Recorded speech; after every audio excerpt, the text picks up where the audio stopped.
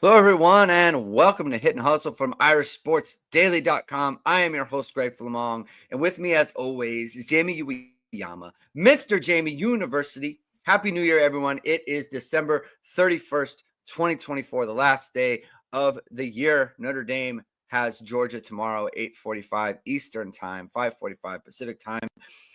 With a chance to advance to the college football playoff semifinals in New Orleans, in the Sugar Bowl. Very exciting time. We're going to be talking about that game. We're going to be talking about the college football playoff at large. We've got a game tonight between Penn State and Boise State. We'll, I don't know about preview it. We'll talk about it a little bit. We'll make some predictions throughout the playoffs. And then whatever else comes up in the chat, we'll talk some media day stuff for Marcus Freeman as well. So it's going to be a fun show. Thank you, everyone, for tuning in. If you like what you hear today, please hit the like button. Please hit subscribe. Please hit the notification bell. Soon, whatever it is, we are going to go live. Links to the podcast are in the description below. And by the way, Jamie, I have seen we've gotten a pretty good uptick of subscribers in the last couple weeks there.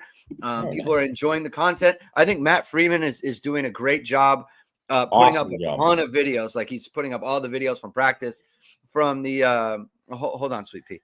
He's putting up all the videos from practice, the player interviews, some CJ Carr stuff, Marcus Freeman stuff, all a bunch of good stuff. Subscribe to Irish Sports Daily. And of course, this show is brought to you by ESQ Clothing.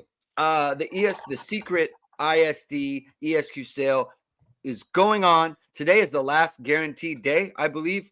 Going into tomorrow, use code ISD for 27% off all online items on esqclothing.com. That is not eligible for gift cards. So bamboo dress shirts, bomber jackets, sport coats, all those things that you can get on the website. Head over there. You've seen them on all your favorite Notre Dame players and coaches. I think you saw a nice suit from Marcus Freeman today. We'll just throw that up here. It's likely an ESQ product. Looking good. He's definitely an ESQ product. Definitely an ESQ product. So look, there's a ton of great stuff. So head over to esqclothing.com. Use code ISD for 27% off. Jamie, how excited are you? Let's talk about your excitement level, where you're at with this game, and how you're feeling the day before. Let's talk about how Kirby Smart has had the same haircut since probably 1987. I just realized that when him standing next to Marcus Freeman, who looks obviously looking dapper as always. I'm super excited for the game. I think everyone should be. It's one of those games where I've seen a lot of weird hot takes from different people about it. I think it's definitely a different vibe than any game that Notre Dame has had against, in these compared to their previous college football playoff games. Compared to when they played Alabama.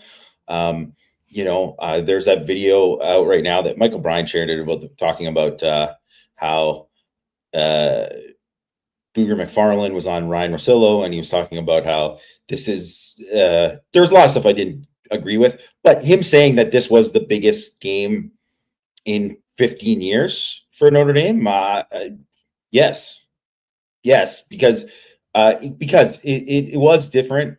I think in heart of hearts, Notre Dame fans were like believing they could upset Alabama. But in reality, I think everybody saw the game after and were like, no, that was never going to happen. And really, too, if you look at like all of these kind of things where like metrics wise, where Notre Dame measured up, they didn't really measure up to those teams. And they didn't measure up to Clemson in 2018. They didn't measure up to certainly Alabama in 2020 either. That's not this way with Georgia. Like, even if you said Carson Beck was playing, it's not that way. And obviously there's other factors that go into it, like Carson Beck not playing, like Riley Mills not playing, and like Notre Dame having, numerous injuries.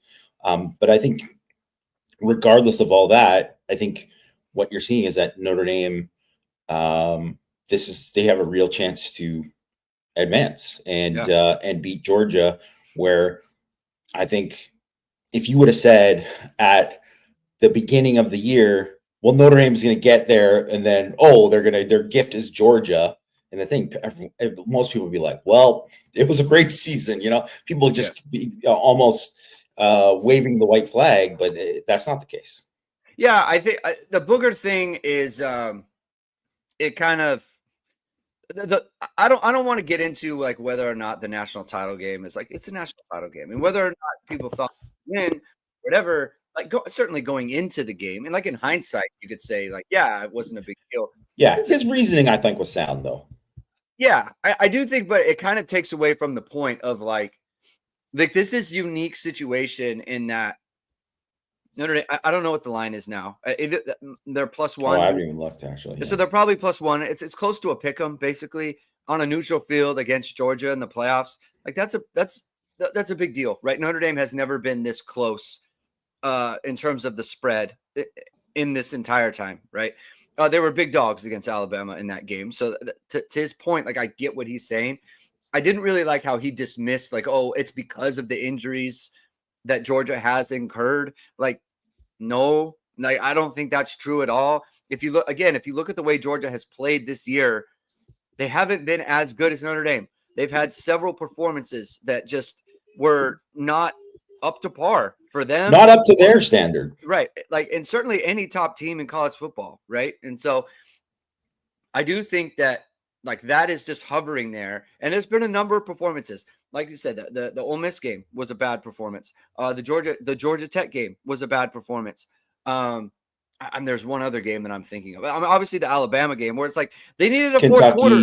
Kentucky was real bad. Mississippi, they gave up 31 points to Mississippi State. Bad Mississippi State the Alabama game is like, look, I understand they came back late, and that's fine. But they were down. They were down like 35 points or whatever it is. Like that's not a good performance from Georgia. Yeah. It was a game with UMass late into the third quarter. So like to your point, like that is the standard that they play to.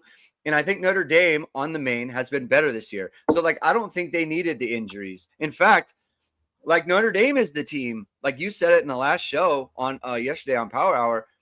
If Notre Dame didn't have the injuries to Morrison, if they didn't have the injuries to Traore and Mills and Botelho, you'd be just picking them outright in a much more comfortable fashion, right?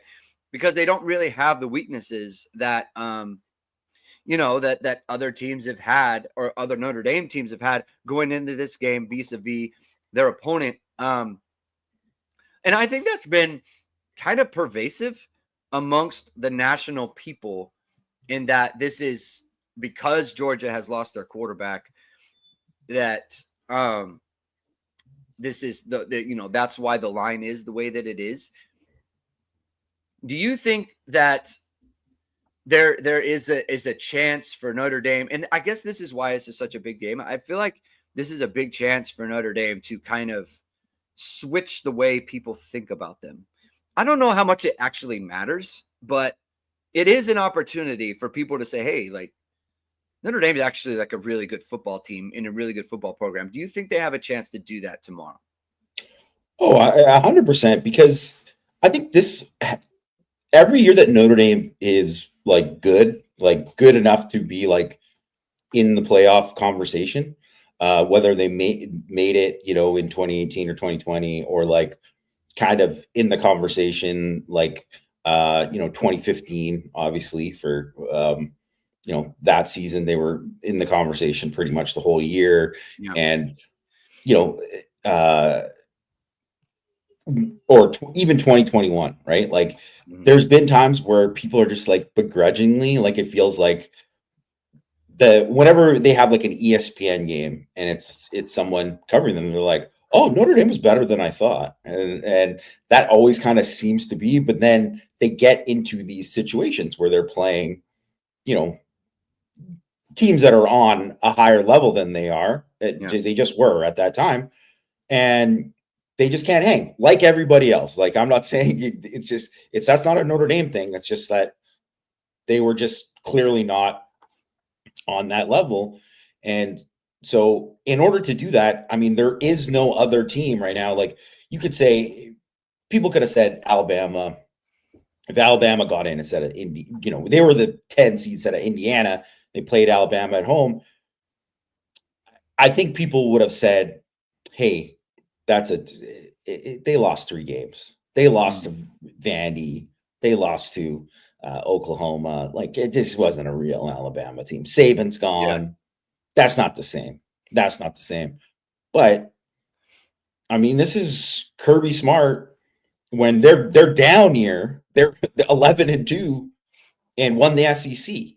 You know, they're the SEC champ. So you can't say, and they're still just absolutely loaded with talent. They have more first round picks on their roster than anyone else in the field out of the entire CFP field. So I think it would be undeniable how huge it would be for Notre Dame to kind of make that statement that they won this game, right? Like I'll kind of stick with what I said, like, you know, way before they beat Indiana and all that too. Like, it's not something that people shouldn't view this as like, man, that's a failure if they lose this game, because it's going to be like a game like that could one or two breaks one way or the other can decide the game.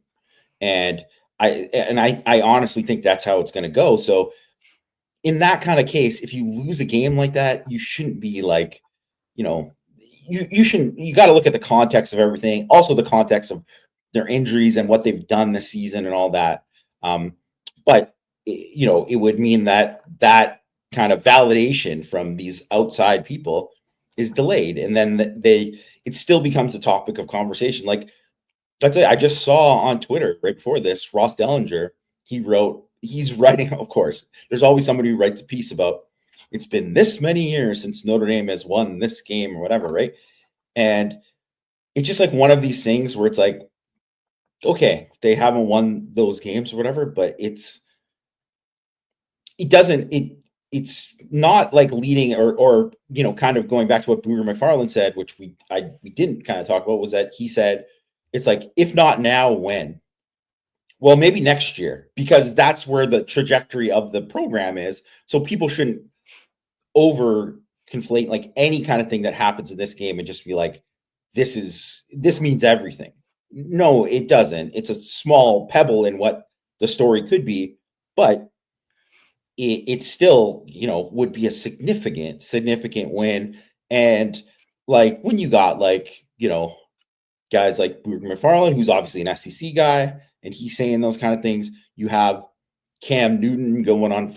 Cam Newton, come on, change the fits, man. Get this guy some help with the hats. But him coming on and saying that, like, oh, they're going to show that they're not, whatever. He's playing the part on the first day. I don't take any offense to when people do that kind of stuff, Right. but that shuts people up in saying it. And I think too, like, when you have, it helps too, because obviously Notre Dame's got a player's father.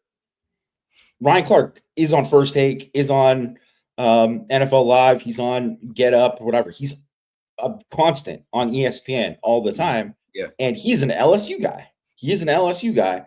So, and he obviously has said glowing stuff about Notre Dame the whole season or whatever, but he will be a way better advocate than No Shots at the Golix, who did a great job of always hyping up Notre Dame or whatever.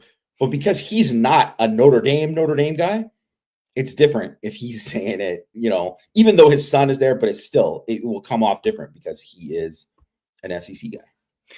I do feel like this year is different, to your point about, you know, like what Booger said, if not now, when. Like, I don't really actually feel that way. And I wonder if you feel the same, because I do think that Notre Dame is kind of ready for a sea change in the landscape of college football and their place in it. I do think that. And I think that's why I view the whole successful season part a little bit different than some people, and it's like very much not zero sum for me. Like, I do think that if Notre Dame was to win tomorrow, I do think that would cement it, in my opinion. Just the fact that, like, Notre Dame is ready to take a step, and they are going to take a step. But I do kind of find myself thinking they are going to make that step anyway. Like, I do think the step has already happened within the culture of the program.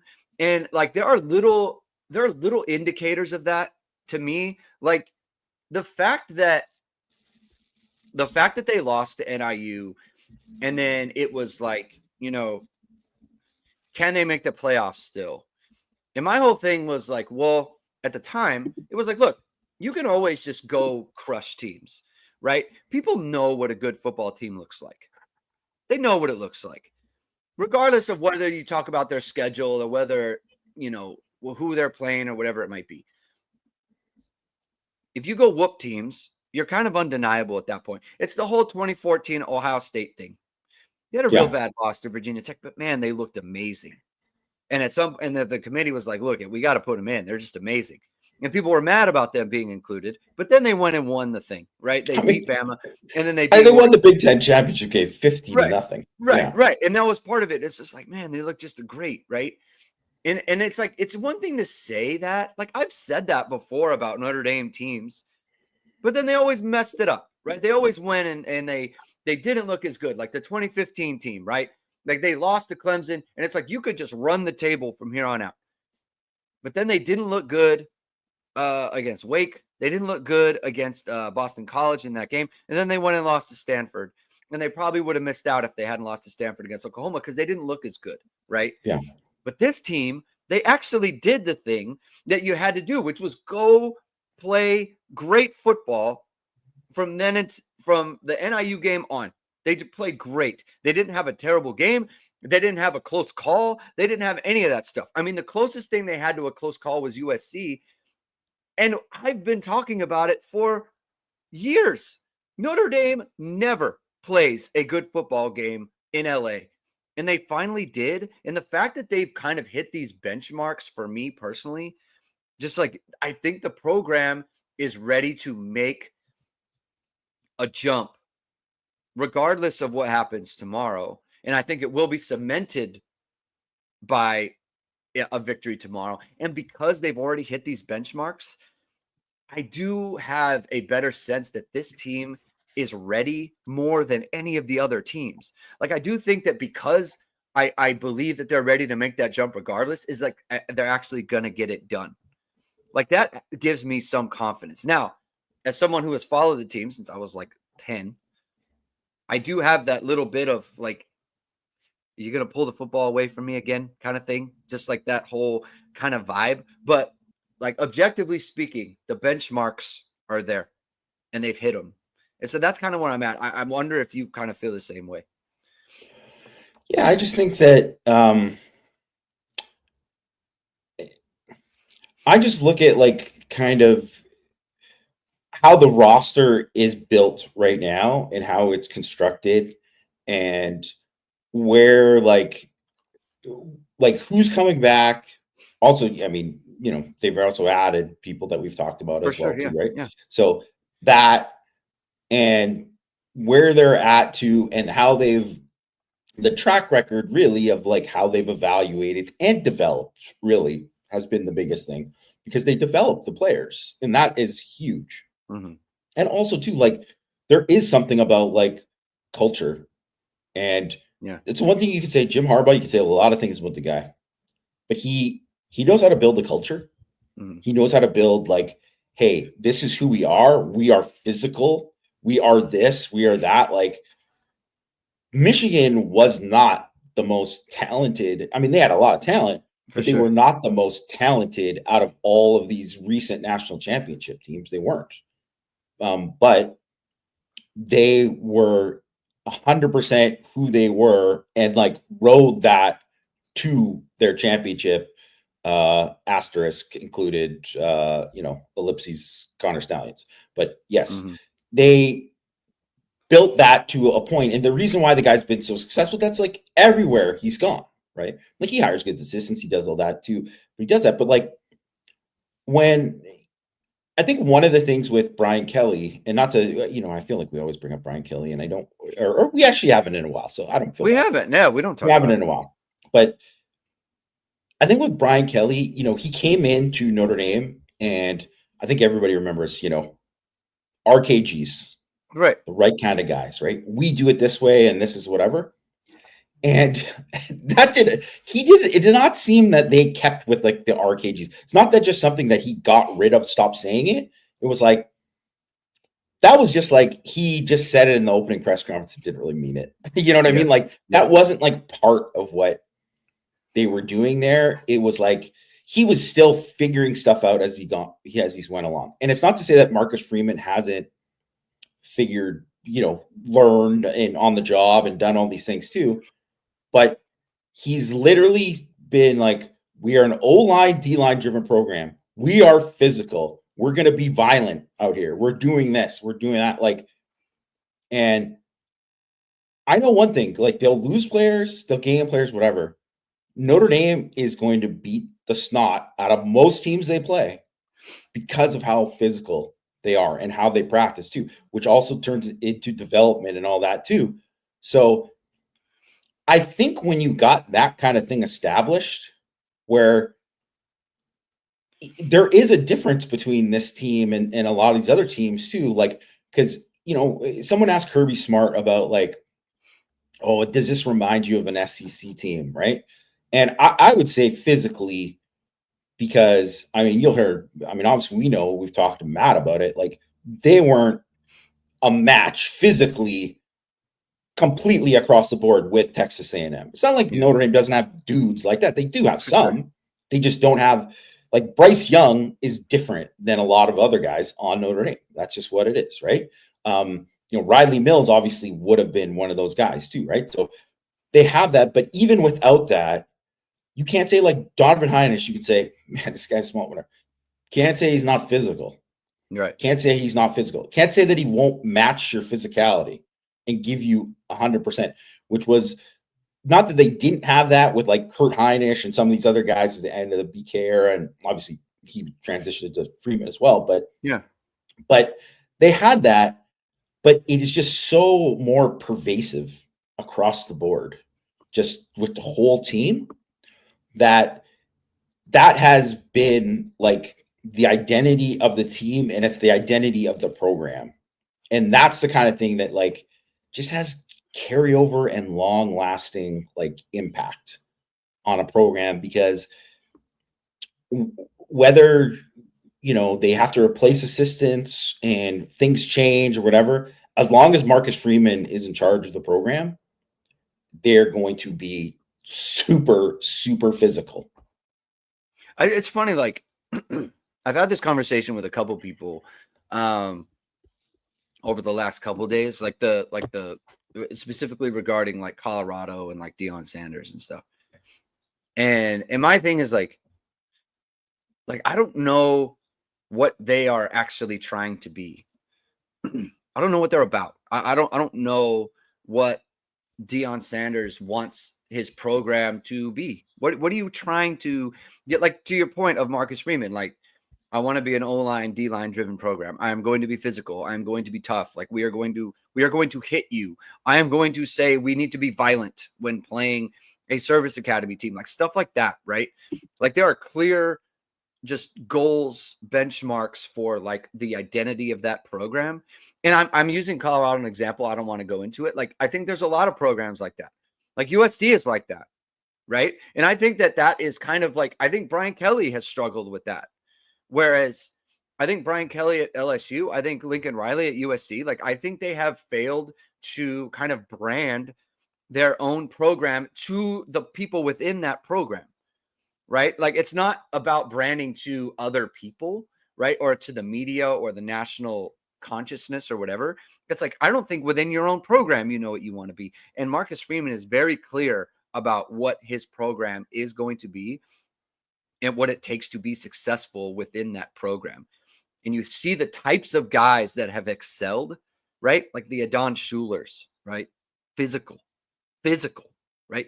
Like Pat Coogan, like, for all of the stuff that his, the social media things with him hyping up the team with his comments or whatever, like, you can see the remnants of that attitude. It's like, that's what it takes to be a player on Notre Dame's football team, to be a key player on Marcus Freeman's team, right? And to your point, like, it matters. Like, it does matter in the way that you build up everything. And I think, to Kirby Smart and the way he was talking about it, like, maybe he sees, like an SEC style team or whatever. I think maybe what he sees is just that kind of attitude and that style of play more than the actual the people. violence. Yeah, more than the actual people involved. I've had a couple of people ask me leading up to this game, and today our friend Caden McFarland asked me this about Riley Leonard, and I think that it hasn't been really discussed. Like I think we've talked a lot about Notre Dame's O-line and Notre Dame's ability to run, and the D-line, and how are they going to solve for Riley Mills and things like that, and just like haven't really discussed the possibility of Riley Leonard coming up with a performance in this game. And it was in regards to the passing game. And I'm curious to get your thoughts on this, because my impression is like Notre Dame doesn't really have the type of passing game where I think, oh, if Riley Leonard could just have a big one. Like, I don't know if they really play it like that. But I do think there were opportunities in the passing game that he just kind of missed against IU, right? That didn't obviously cost them in that game, but he probably will need to take advantage of against Georgia. I'm curious about your idea on like Riley Leonard having kind of a breakout, like, oh, this guy is real kind of thing from a national point of view. I mean, I don't think I just don't think, if we're talking about him dropping back and throwing for 300, like, no, that's not going to happen. And not just right. Like, I agree. I agree with you. Like, what does that look like though? Like, what is it? I think it looks like him having kind of like his best days that he's had this season. I think if you look at it, what he did against IU, and you look at like his ability to like, he got pressured a lot in that game, right? He got pressured a lot in that game. He did a fantastic job escaping pressure, not taking, like what he's done pretty much the whole year, not taking negative plays. The pick that he obviously had too was like tipped ball interception. He didn't put any other ball that was like in danger. And like even the throw that, he had to make that throw to Greathouse, the one that was the 3rd and 6th throw that was like lasered in between two defenders. And that ball, really, neither guy had a shot at it because of where the ball was placed, right? So if you think about like that kind of thing, he needs to have that kind of game, obviously, to do that, convert on 3rd downs, whatever.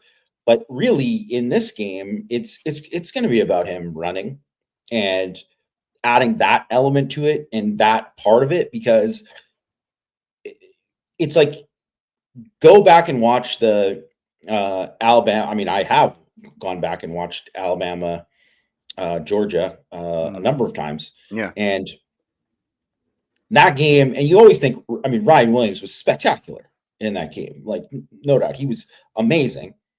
But a huge piece of that game was Milroe as a runner and what he did. He obviously scored 2 touchdowns, but he also, made other plays with his feet that were huge. And I think that's what is going to kind of ultimately matter in this game, because you look at what they've done against, running quarterbacks and what those guys have done against Georgia's defense this year. And obviously Milroe rushed for 117 against them. Haynes King had 114, 3 touchdowns. He had 10 first downs in that game. And obviously, I don't think that Notre Dame's going to come out and do quarterback power. I don't think that's a good strategy anyways, really. But that's what, worked for Georgia Tech in that game. So good for them. But they, Jackson Dart had 50 yards on 7 attempts, mostly scrambles, right? And Brock Vandengrift from Kentucky had 70 yards on 10 attempts. Like, there's a reason why. I mean, obviously, you look at those games where 8 overtime loss, 1 point loss, and then 2 wins for the other team. It's going to be huge. He has to run in this game, because not just because they're going to be worried about, if they're not worried about like Jeremiah Love breaking it and stopping that, then they're doing it wrong. But he has to do it so it's enough of, we have to change what we're doing here because this is killing us. This is hurting us in doing it. So, and that in turn opens up things for Love and Price and all that too. And I think it's always going to be about with Leonard, because Notre Dame is just not going. One, I don't think they can sit back and protect long enough to throw the ball down the field all game. So that's part of it. But they're only going to get so many chances to take shots. When they take those shots, they got to hit them. They got to hit them. And it's got to be about, and if you look at Louisville, you look at IU with, that phase on play, right? Those games that were you needed him to hit this throw. This needed to be perfectly executed in this moment, and he needed to do it. He did it in those circumstances, and that's what he needs to do. He might need to do it in terms of him throwing, and what would really be him doing that maybe not once, but 3 times or something like that. Yeah. And then you'd say, wow, he did that and he did the right. And then you would say he leveled up, I think. Yeah, I think it's about decision making, and it's about knowing where the ball's got to go, and you can't have an open guy and you throw it to someone else kind of thing, right? Yeah. It can't be that. It has to be. It's not so much that they're going to do different things on offense. It's just you just got to be on point with your decision making. You got to be on point with even the zone, even the RPO stuff, right? Yes, that's got to be huge. He's been a little bit shaky there, where it's I pulled it and I want to throw, but it's actually not open at all, and I got to try to run this ball against Navy and Army. Maybe that's okay. It didn't really. That happened one time against IU, and it didn't really work out. I don't think that sort of thing is going to work out against Georgia in this game. They're just they're going to be able to recover from being out of position better than maybe any other team, right, that they've played this year. Look at I think we're looking at this from a things going well standpoint for Notre Dame. Georgia is not as good as they've been. They're good. Right? They're still very good. They're good, right? They're top 10. It's not like they're not top 10 in F+ or something like that, right? They're not some paper tiger. They're a very good team, and they've got good players, and they're well coached. And it's been a winning program, one of the best programs in college football, if not the best, for the past 6-7 years, right? So obviously they know how to win these games. They know how to perform, and they know how to step up, right? And they know how to put together a good performance. Kind of like VSR Media knows how to put together a good performance, Jamie, and what they can do for your social media page, your highlight reel, for your small business, whatever it might be. They can step up and put together a good product. So if you need that, head over to VSR Media. Founded by Notre Dame football pregame host and Emmy award-winning anchor Vahid Sadrazadeh, VSR Media provides professional and cinematic video and photo. Whether you're looking for a collegiate or pro-level highlight reel, have a personal story to tell, or aiming to diversify and grow your business, VSR Media specializes in short and long-form video storytelling, social media management, and website design. VSR Media also captures professional headshots, senior, and sports photos. Contact them at vsrmediacompany.com. Mention Irish Sports Daily to receive 20% off your first project. Visit them online or give them a call at 574-800-9106. I'll tell you who isn't ready to perform is Alabama in this game. I've got it on over here. It's been a total disaster, Jamie. They've had 2 fumbles. They've had an interception. It's 13-0. I don't think they've gotten a first down yet. Michigan has not really done anything on offense, but their offense has been a total disgrace. It's raining. It's terrible weather, and it looks wet. So yeah, that's it's not going well for Michigan, or I'm sorry, for Alabama. So sad face for all the SEC people out there and all those things. Let's talk a little bit about the playoffs, Jamie. Boise State, Penn State. Do you think Boise State has any chance in this game to come up with something?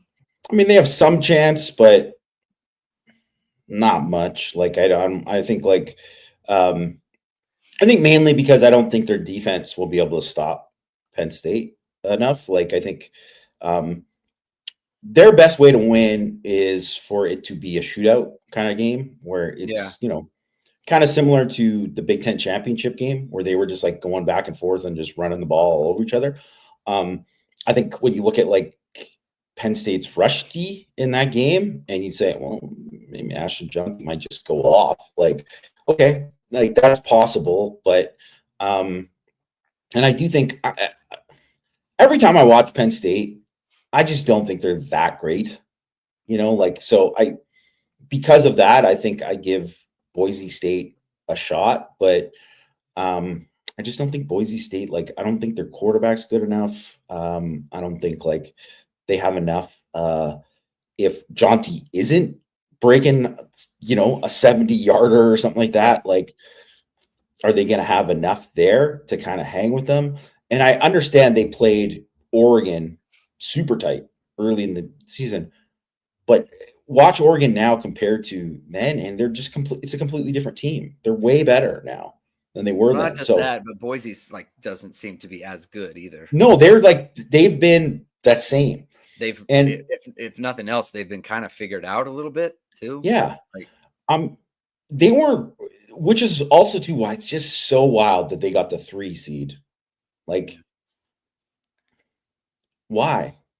They because they didn't even really win the Mountain West totally convincingly, like where they dominated. Like that wasn't the case, right? So I don't know. I Boise, maybe you know, ghosts of Chris Peterson's past, they have like a crazy game and like win it.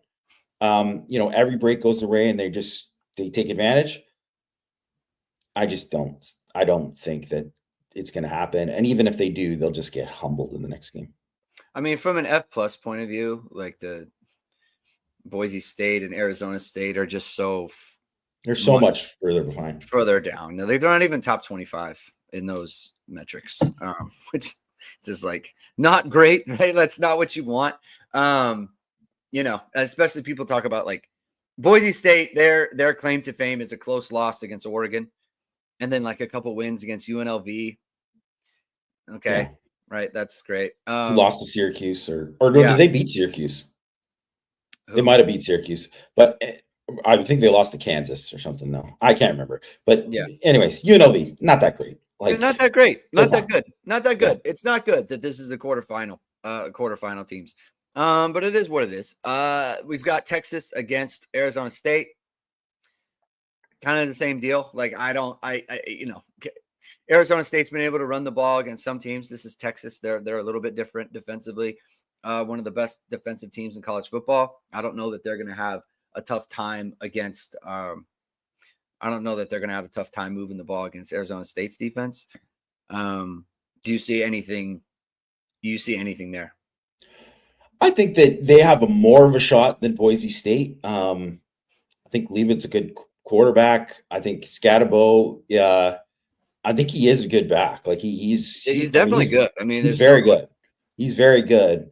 Um, I just think that they're not going to be able. Obviously, they're not going to be able to score at the same rate that they've scored against some of these other teams against Texas's defense.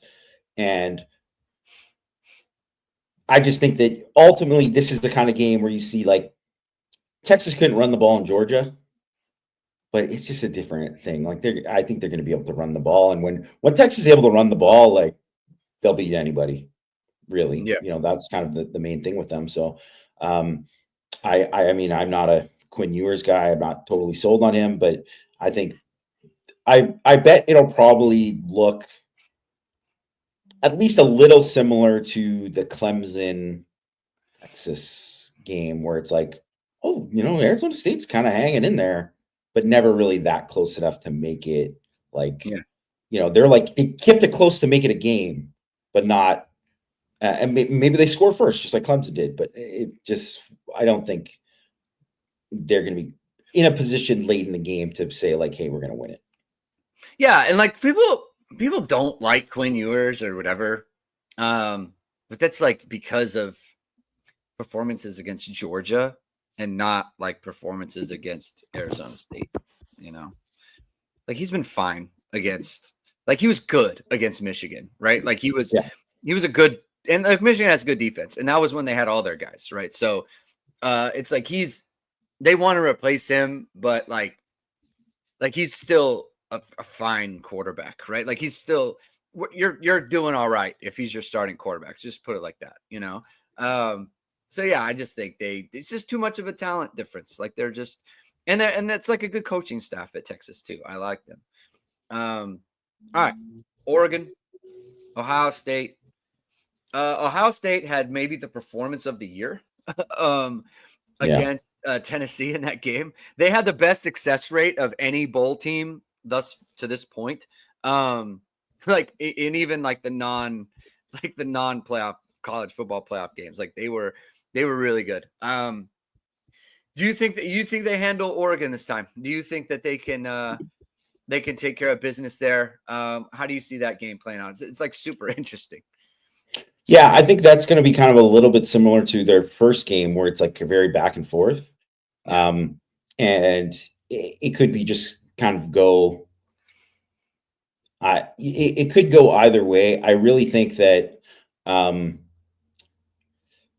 Ohio State still, like they have more high end dudes than Oregon. Oregon's got a lot of dudes, Yeah. but Jeremiah Smith is just different. So I think if they're smart, they'll just say like, we're getting Jeremiah Smith the ball like as much as possible and just keep feeding him, because that was really like, that's a big thing that they did in that game compared to everything else. They didn't just like, hey, we're going to take what's given to us. They're like, no, we're he's double covered. We're throwing him the Taking ball. shots. We're taking We're taking shots. shots with them. We're going to do it. And I think that's probably why I mean, I would just lean Ohio State just because I think he could be, massive factor. But, and I really didn't like how Oregon's defense looked in the Penn State game either. So maybe it's a little bit kind of like overreacting to one game. But I will say that not having those starters on the offensive line for Ohio State, it obviously didn't hurt them against Tennessee. Yeah. And so maybe it won't hurt them against Oregon either. But I do think Oregon inside is better than Tennessee. Like their defensive tackles are better. So that is something I think that is worth monitoring. I think that's going to be the funnest game of the weekend. Like I think that could be like a classic. Yeah, I mean it's clearly like one of these, it could be the championship game in the quarterfinals kind of thing, right? Which is kind of good for everyone else because like they might be the two most talented teams in the tournament. Like it just did, a total disaster that Ohio State would lose to Michigan the way they did. It's like Ohio State is the team that I felt like, the whole year has had like an untapped gear to reach, and then I feel like they kind of reached it with the whole thing against, like, we're just going to throw the ball at Jeremiah Smith. Like I just felt like the whole year they weren't taking advantage of those guys. They weren't taking advantage of the fact that they had Jeremiah Smith. They didn't take advantage of the fact that they had Emeka Egbuka and Carnell Tate. It's just like they so wanted to be like this physical running team, and it just was like, maybe you should just throw the ball more.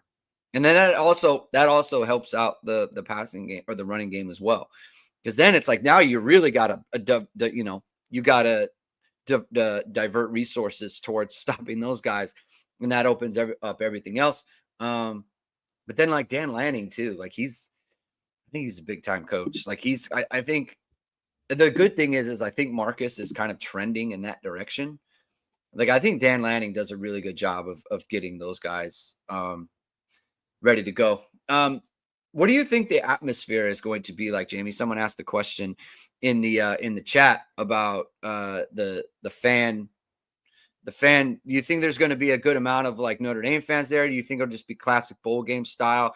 I know tickets are like super cheap right now, like $30 to get into the stadium. I was looking at it yesterday. Like if you can drive there, it's kind of a no-brainer to go. It's $30 to get into the stadium just because of, it's hard to sleep in New Orleans. It's hard to fly in, right? That's like the mechanics of getting there is difficult, but if you can drive, might be a good thing. What do you think the atmosphere is going to be like tomorrow?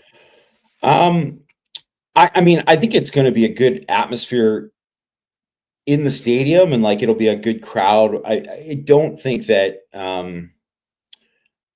just the vibes I see. I mean, I could be totally wrong. I don't know. We'll see. But it does seem like a lot of Georgia fans are like, "Hey, we'll pay for the next game if they make it." Like that's how they're kind of approaching it.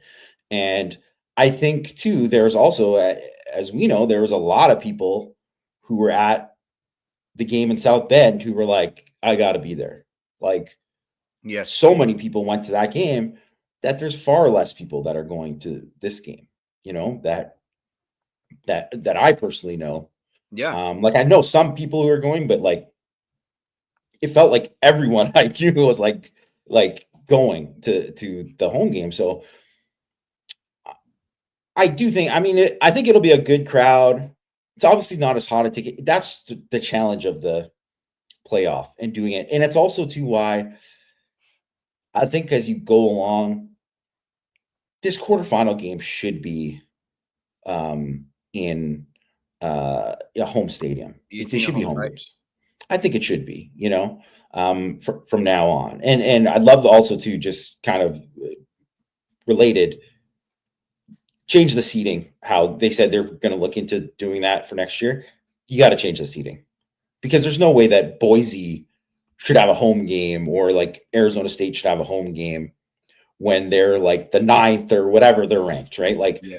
no, they shouldn't. It should go, the top 4 seeds have the buys and then whatever. And then obviously too, that changes of like whether or not like that could be good news for Notre Dame too, right? If it doesn't count for that either. So I think that, it'll be a good crowd.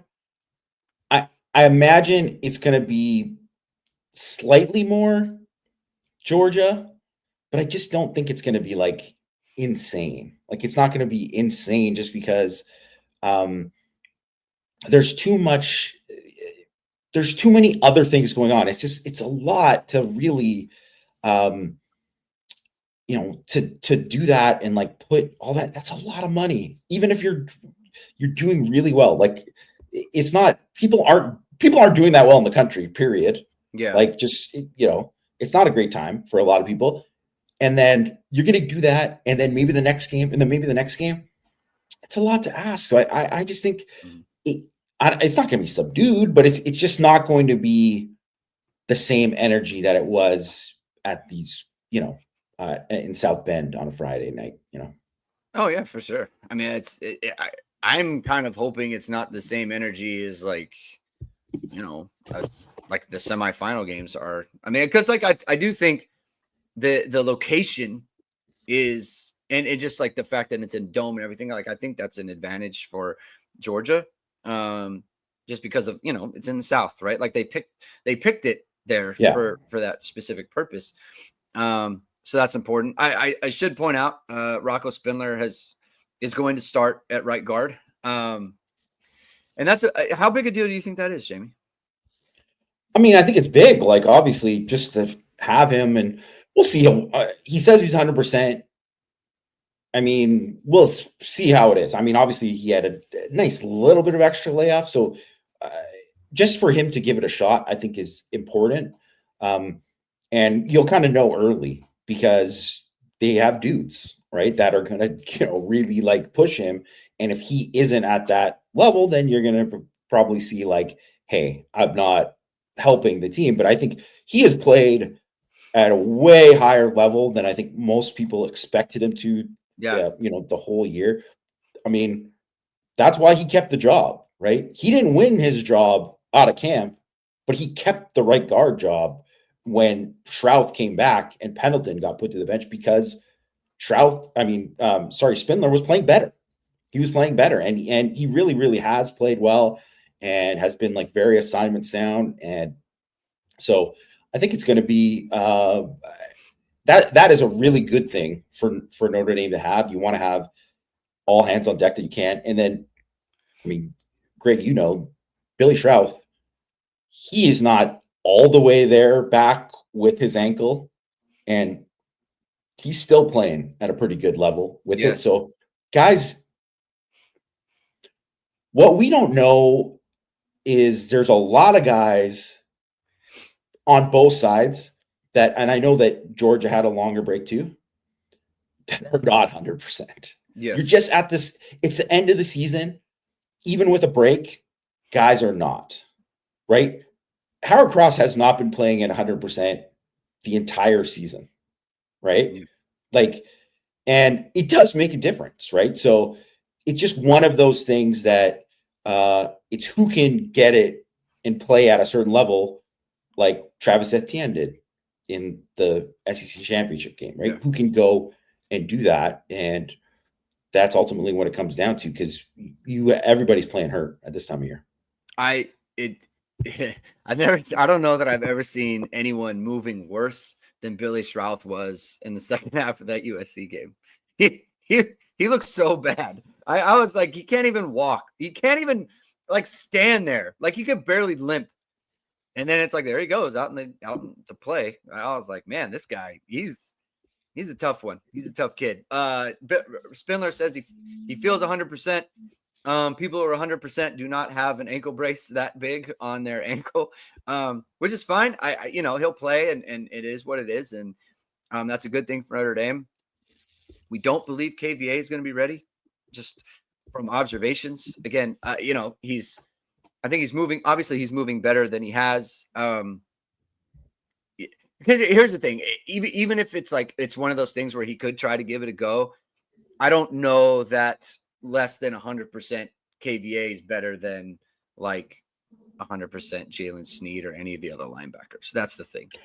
Oh, I bet if he does play, it would only be like third down, rush the passer. That's it. Yeah. Like that to me, like maybe play 7 plays or something. And even then, like it's probably better to have someone else out there, because like Jalen Sneed could do it. Yeah. Jacob Paulus is asking about Jagusa. What do you think of him? You've kind of mentioned it before at second team right guard. What do you make of that? I think the fact they put him at second team right guard when the right guard has an ankle injury that he left the game, that at least says that if they're planning to play him at some point, whether it's this game or in the future, that, they would hope that he would be the person that they view. Obviously, they thought he was the starting left tackle at the beginning of the year. Right. That the next best guy in is, to me, that's what they do. That doesn't mean that they won't put it in Pendleton now, because I don't know how close where Jagusa is in terms of like, he's only had like Marcus Freeman said, he's just got back into regular practicing where they said, hey, he's available. Right. Yeah. So, and it's a totally different thing to just be like, hey, you're just going in the game now. Everybody thinks this. Stick him in the game, just whatever. You just go block that guy. Man, it does not work like that. There's just so much more going on. Because you miss one check, you get the quarterback killed. That could be the ball game. Right. Right. So all of that kind of stuff matters. And I have no idea how on his P's and Q's he is in terms of that kind of thing at right guard. All that in terms of his actual health, how really like close to, Tom Frawley says he's 85%. People throw out these percentages. What does that mean? What does that really mean for like how he can play and all that? So yeah. I don't know. But I'll say it's a lot better that he's there, and maybe is a possibility, because you just never know in a game where they might go be down 2 guards and he has to play. Yeah. And would you rather have him than, the next guy? Yeah, probably. Yeah. So, and I also wouldn't be crazy to me if he like came in and played at some point, and then you're just like, oh my gosh, Jagusa, like, he might have some bad plays, but then he has a couple plays where you're like, well, this is why people are excited about him, right? So It's interesting. It's yeah, interesting they have him at guard, just period. Like just looking forward without considering the playoff or anything like that. Because there is like kind of a open question, like what are they gonna do? Right? I know that this is with him like in the your least. future.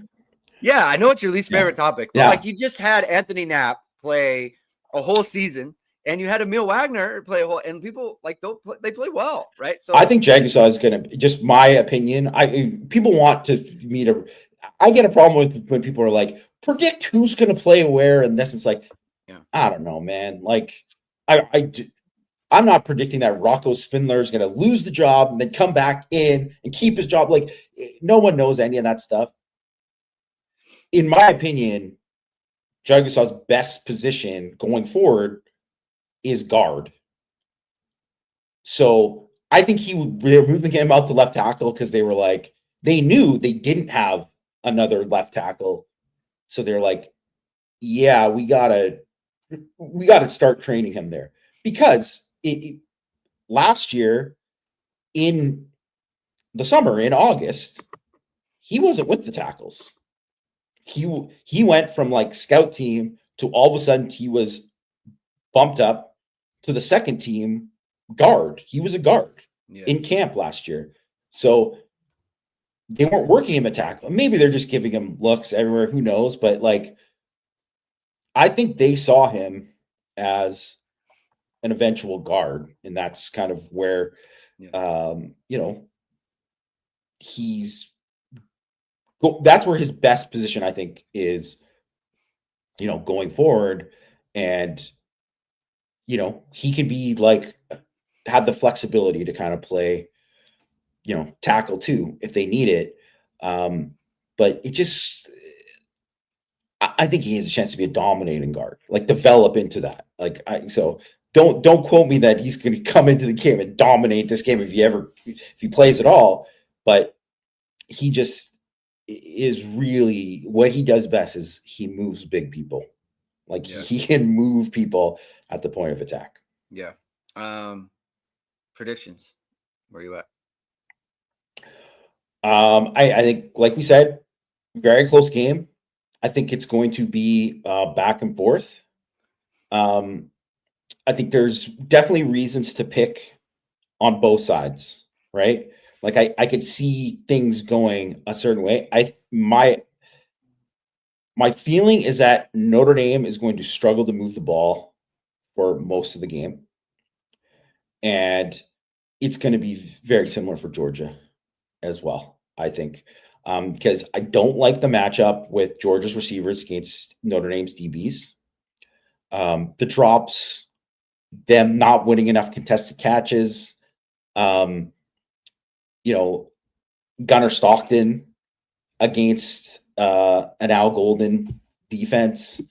I think you'd feel a lot better if Notre Dame had their top edge rushers available. I would say, oh man, like Georgia's in big trouble. I do think they'll probably run the ball a bit and have some success, but it just always happens this way, where Notre Dame eventually gets a TFL or something like that, puts you behind the sticks, and then just gets you there. And if they get Georgia behind the sticks, it's going to be the same thing with Notre Dame. That's what I think was going to happen with Notre Dame, is that unless they're able to kind of create some big stuff to kind of get there, it's going to be hard to grind out drives. And I think it's going to be similar for both of them in that way. I think what it's going to come down to in the end is that Notre Dame has been better at turning the ball over, like at turning the other team, creating turnovers. And so I think that ultimately the game is going to kind of come down to them winning it with defense, in terms of like giving the offense a short field, maybe a pick six or something like that.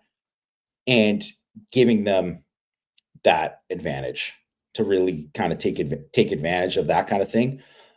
Field position is going to be huge in this game, or like something like they got the new punter. I mean, this is the kind of thing where just the pressure of just this guy coming in and just being like bobbling a snap or something because he's just like feeling it. We just don't know, right? And obviously Notre Dame has blocked 3 punts this year. So I think there's going to be something like that ends up being the difference in the game for Notre Dame. I'm picking Notre Dame 24, Georgia 20. Okay. I basically feel similar to all of that, but it'll come down. It's going to come down to a play or two here or there. I think we'll watch and kind of feel like no team is actually that much better than the others. I think Notre Dame is ready to win this game in a way that they haven't been. And I think both teams are going to score 4 times. I think Notre Dame will score 2 touchdowns and kick 2 field goals. And I think that Georgia will score 1 touchdown and kick 3 field goals. And so I think the score will be Notre Dame 20, Georgia 16. B. Stanley says, watch it be a 43-37 game. That would be funny. It would be very funny. I don't see it. It would be certainly entertaining. Yeah, I just think Notre Dame's ready to win the game. And I think they're ready to take the next step, and I just think people, and I've struggled to believe it myself, that this team is a lot better than they have been in the past. But there's so many markers that they've hit that show me that they're actually one of like the better teams in college football, period. And I think that Georgia has shown themselves enough to be vulnerable to where it's like they're vulnerable to a better team like Notre Dame. And so I think yeah. The one thing that I think too that probably I should have mentioned as well is that Notre Dame has just played way more complete games. Mm-hmm. Like where they're like 4 quarters, they control the game, and Georgia has, they credit to them because of their talent. Obviously, they're able to have a crappy half and then come back because they were so great in the second half. Right. Or, hey, they have a crappy 3 quarters, but it's tight enough and they take over in the 4th quarter. Right. And I don't know, like those are games too, that you look at, like Notre Dame has won games like that where they were like, hey, we need this in the 4th quarter, and they get it. And they've played more complete too, just overall. So I just think when it kind of comes down to it, I just like Notre Dame more because of that too. Yeah. So gonna be, I think there's going to be a lot of ugly drives early on for both teams. That's just the way I probably see it. Yeah. Get ready to be stressed, everyone, is my main prediction. All right, we're going to end it there. Thank you, everyone, for tuning in. If you like what you heard, please hit the like, please hit subscribe, please hit the notification bell. So whatever it is, we are going to go live. Jamie and I will be live after the game tomorrow for our instant recap show. And so we'll see where that goes, right? So look for us there. You're going to want to subscribe to the channel so you don't miss it and you don't miss any of our stuff. And hit the notification bell so you don't want to miss any of our stuff. All right. Have a good rest of your day, everyone. Happy New Year to all of you. Thank you very much for your viewership and your listening and taking in all our content. We really appreciate it. Look forward to doing much of the same in 2025. Have a good night. Everyone be safe. We'll talk to you tomorrow. Keep hitting and hustling.